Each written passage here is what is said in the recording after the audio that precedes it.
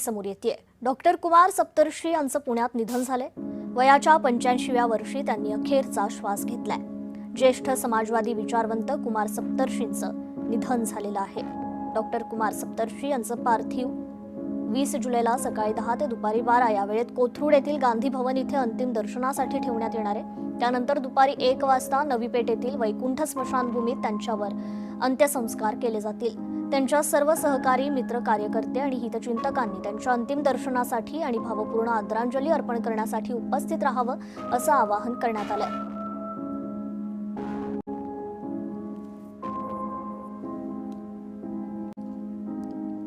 आज दुपारी जेवत असताना त्यांना खात असताना अचानक ठसका लागला। पाणी पिताना परत ठसका लागला आणि नंतर इथे हॉस्पिटलमध्ये आणेपर्यंत त्यांचं निधन झालं।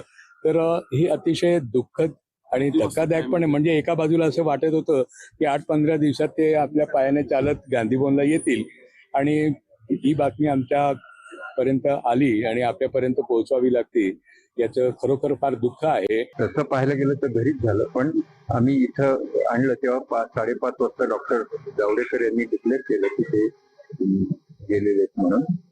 आणि आता कबीर त्यांचा मुलगा म्हणजे माझा पुतण्या हा उद्या संध्याकाळपर्यंत येईल आणि मग आम्ही असं ठरवलंय की गांधी भवन मध्ये सकाळी सोमवारी सकाळी आम्ही गांधी भवन मध्ये डेड बॉडी टू अंत्यदर्शनासाठी उपलब्ध राहील।